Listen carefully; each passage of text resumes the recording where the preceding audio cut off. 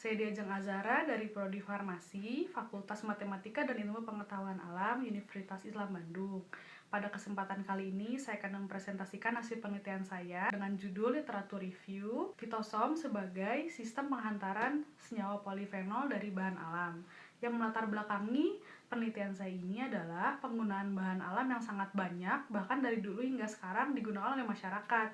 Namun di sini ada permasalahannya, yaitu kebanyakan senyawa aktif yang dimiliki oleh bahan alam ini bersifat polar ya, atau sukar larut dalam lipid atau larut dalam air. Nah, sementara penyusun tubuh kita ini adalah lipid. Itu akan menyulitkan senyawa aktif tersebut yang dari bahan alam ini untuk berada dalam tubuh gitu, dan memberikan efek yang kita harapkan.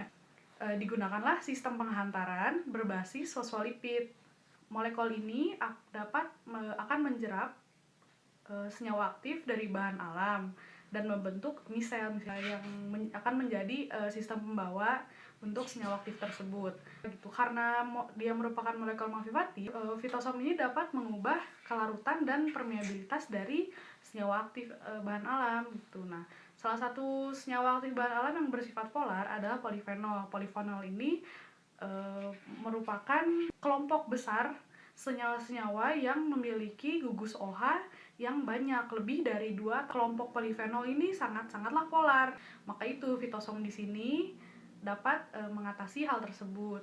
Nah, penelitian saya ini kan melakukan review terhadap jurnal-jurnal penelitian yang melakukan penelitian terhadap fitosom, baik itu formulasi atau uji aktivitasnya. Nah, berdasarkan penelitian yang telah saya lakukan, fitosom ini dia dapat meningkatkan bioavailabilitas obat. Itu fosfolipid ini bersifat biokompatibel sehingga akan dapat lebih mudah diterima oleh tubuh. Fosfolipid ini dapat diperoleh dari kacang kedelai, telur, dan banyak lagi gitu.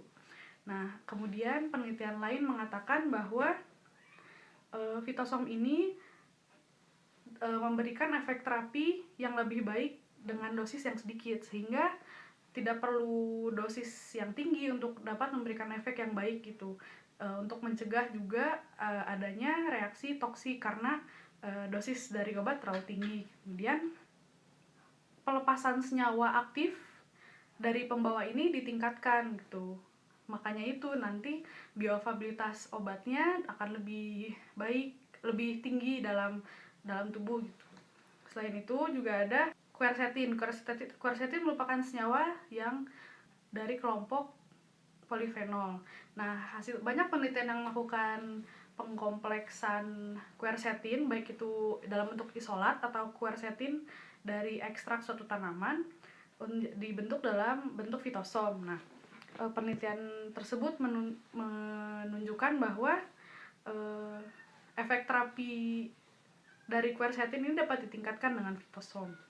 Bagaimana fitosom ini dapat meningkatkan bioavailabilitas gitu dan efek terapi, yaitu karena biokompatibel sehingga efek-efek yang diharapkan tuh dapat diperoleh semua gitu. Dalam formulasi fitosom ini, untuk memastikan bahwa suatu fitosom telah terbentuk gitu dan memenuhi syarat, dapat dilakukan berbagai evaluasi dan karakterisasi. Nah, karakterisasi yang dapat dilakukan adalah karakterisasi morfologi, ukuran partikel, zeta potensial, dan visualisasi. Visualisasi ini untuk melihat bahwa suatu fitosom yang terbentuk ini, fitosom itu terbentuknya sferis. Dapat dilakukan visualisasi dengan menggunakan alat berupa TEM atau Transmission Electron Microscopy atau SEM, Scanning Electron Microscopy. Kemudian dilakukan juga penentuan ukuran partikel dan zeta potensial menggunakan particle size analyzer.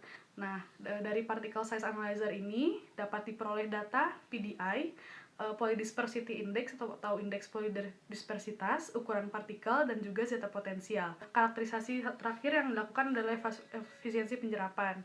Nah, efisiensi penyerapan ini untuk mengetahui kekuatan cangkang dalam menjerap senyawa aktif. Nah, kemudian yang terakhir dilakukan evaluasi. Evaluasi yang dilakukan itu menggunakan FTIR untuk mengetahui bahwa kompleks fitosom ini benar terbentuk. Nah, jadi untuk melakukan formulasi fitosom itu juga perlu dilakukan pemastian bahwa fitosom itu telah terbentuk. Nah, sekian presentasi dari saya. Mohon maaf apabila banyak kesalahan. Wassalamualaikum warahmatullahi wabarakatuh. Terima kasih banyak.